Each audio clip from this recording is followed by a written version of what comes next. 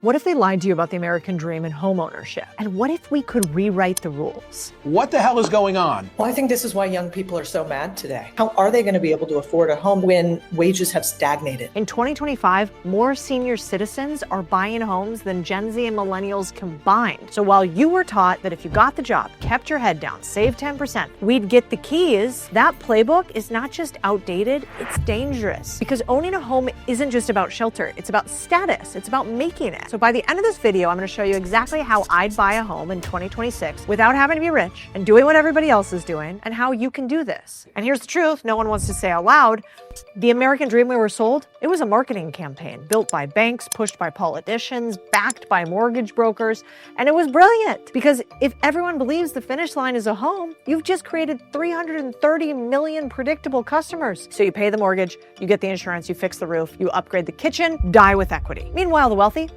they don't play that game. And at this point, somebody always goes like, but Cody, the price always goes up. Does it? If that was true, why don't billionaires only put money in houses since prices only go up? That's absurd. Of course they don't. Everyday consumers, we just see the prices go up, but beneath the surface, there's a lot that you'll never see. An AEI housing analysis shows cheap loans inflate prices. How does that work? Well, builders like Lennar, they inflate prices through what's called concessions to builders, which basically means real estate insiders use a bunch of tricks to make housing pricing numbers look like they always go up. They give 2 months free. They do what's called mortgage rate buy downs. I think Ramit Sethi said it perfectly. In real estate, I think you should consider yourself the sucker in the casino and find every possible angle for how you're being taken advantage of, because there are multiple sophisticated parties who want your money and are very good at convincing you to give it to them. At this point, people usually go like, but Cody, my house price went up. Okay, let's play that out. You bought a house. It's a good investment. Good job. Value increased $300,000? Well, so how do you get that money out? Do you sell and move to another house? They're all more expensive now. Do you move to a new city? I guess, but your job, your business, your friends and family, all right here. Remember, rent is capped at a maximum, but home ownership also has all these hidden costs. Part 2,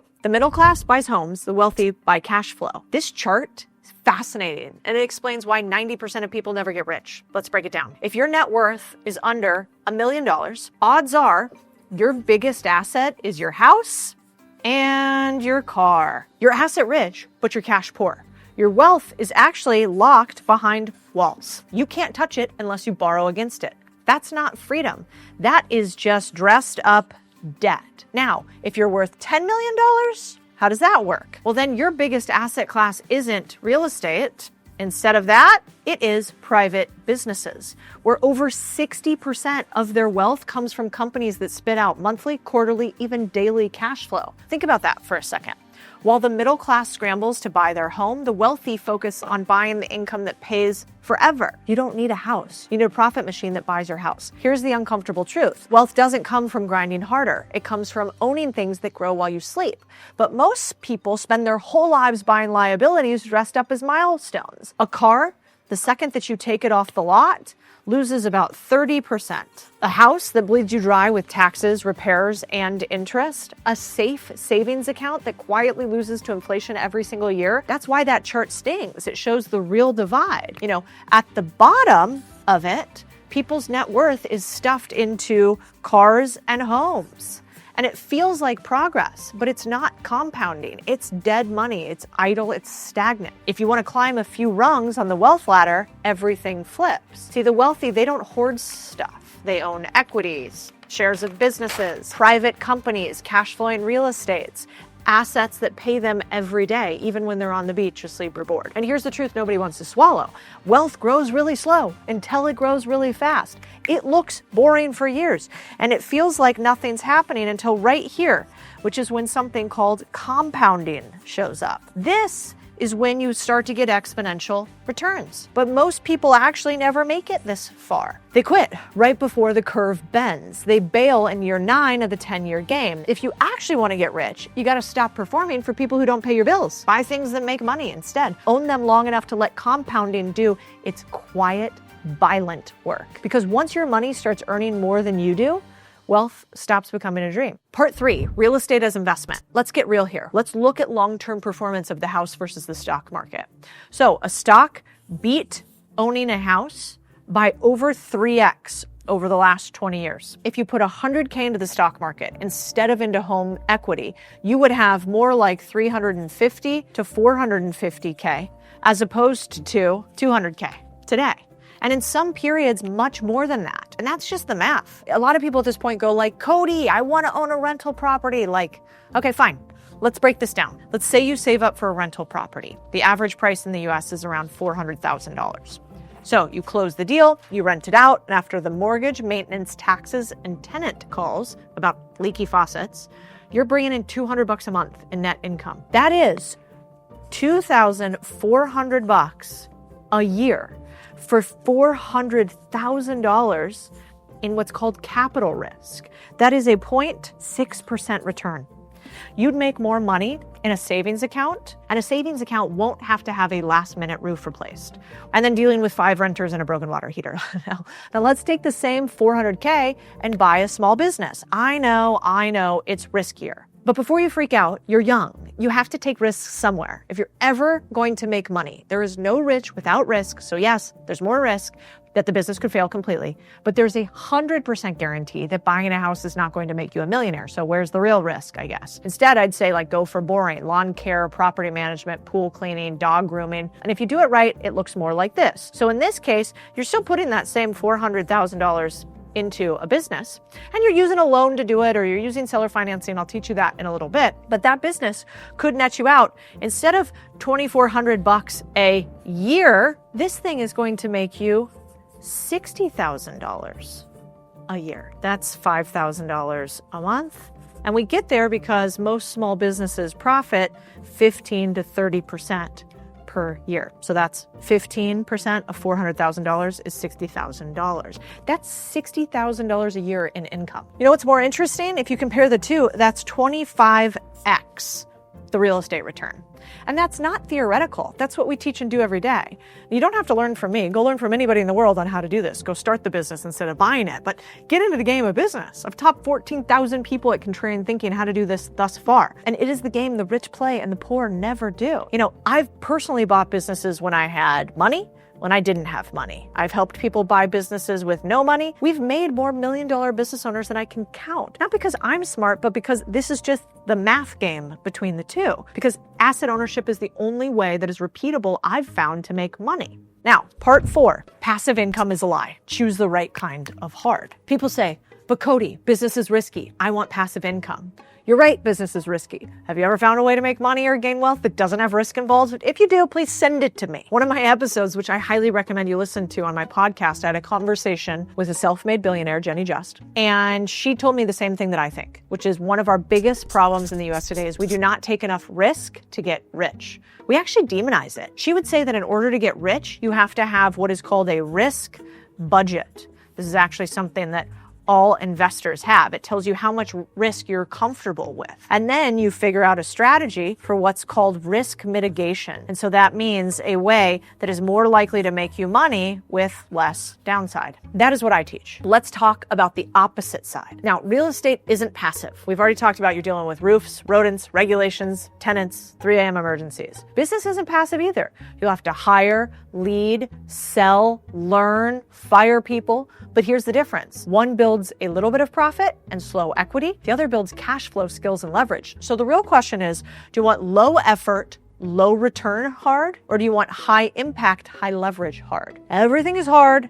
You just pick your flavor. And by the way, freedom is not passive. Freedom is earned through ownership. Now, part 5, the risk most people never take. Most people are terrified of taking the wrong risk. But here's the truth. They're playing defense while their life runs out on the clock. Bill Perkins said it perfectly.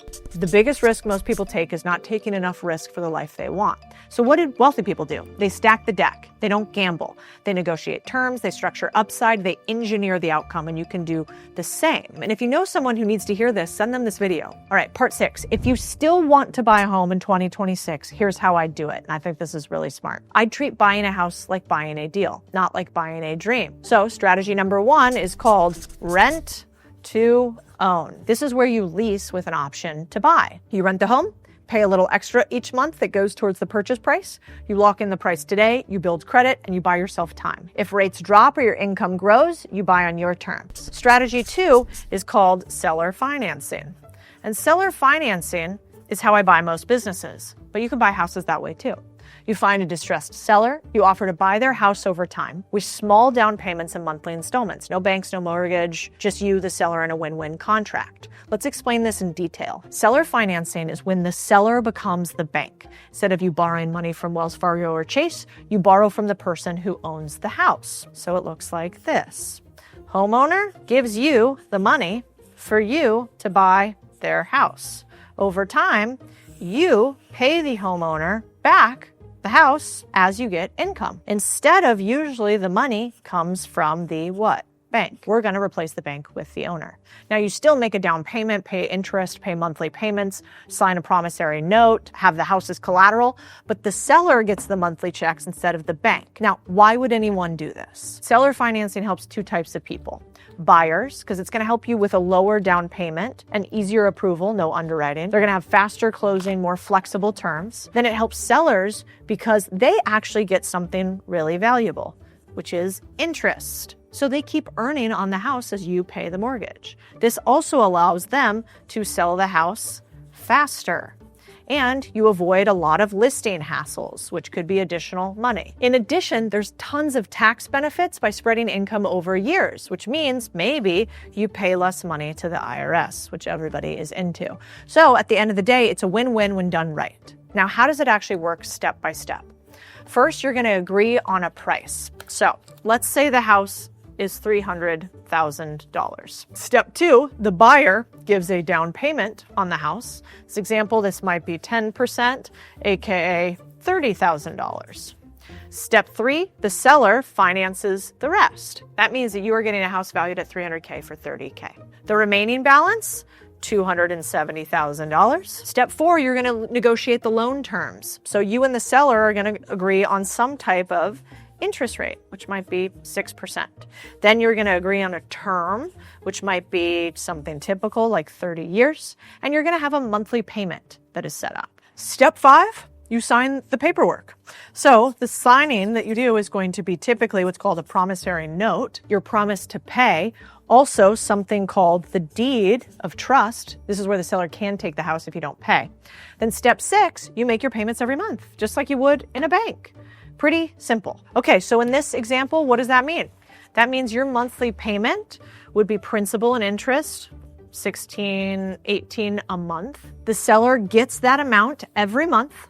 They also get that $30K upfront. And over 30 years, they're going to get about $310K plus in interest on it. That's why sellers love it, because they're going to make a lot of money. If a seller owns the house free and clear and really wants to sell, you might even be able to get them to give you 0% down instead of the $30K and maybe increase your monthly mortgage payment to $2K-ish a month. This is used in distressed sales, expired listings, when tax savings matter more to the seller than cash. Strategy 3 might be live in business. Buy a home that doubles as a money-making asset. Turn it into an Airbnb, rent out a room, or go bigger. Buy a duplex, live in one side, rent the other. This isn't rocket science, it's deal thinking. And the second you start thinking like a deal maker, you stop feeling stuck. You start seeing opportunities everywhere. Now, part 7, here's what I'd do instead of buying a house. If I had 50K, 100K, even up to 400K, I wouldn't buy a house. I'd buy a boring business. With existing customers, predictable revenue, and an upside I could grow. I'd buy it with creative terms, seller financing, earnouts, and I'd use that cash flow to pay for rent or housing. So I'd use my asset to pay for my liability. Then I'd buy more income streams in order to buy a house. And if you're wondering where to even find those kind of businesses, I'd probably go to BizScout. It's a small business marketplace where you can literally search for companies to buy, just like you'd search Zillow for houses. Except instead of picking out your next mortgage, you're picking out your next income stream. So stop playing their game. Build your own. And look, I don't hate houses. I'm a Zillow junkie like the rest of us. I just hate seeing smart people get stuck in a system designed to trap you. You weren't born to be a mortgage payment. And here's the thing, no one told you. You don't need permission to get wealthy. You don't need permission to get seller financing. You don't need to wait. If you're done playing the game they built for you, then hit the subscribe button. We'll teach you how to build the new playbook. From house poor to business rich, from dreamers to deal makers, that is what this channel is about. So let's go build something together.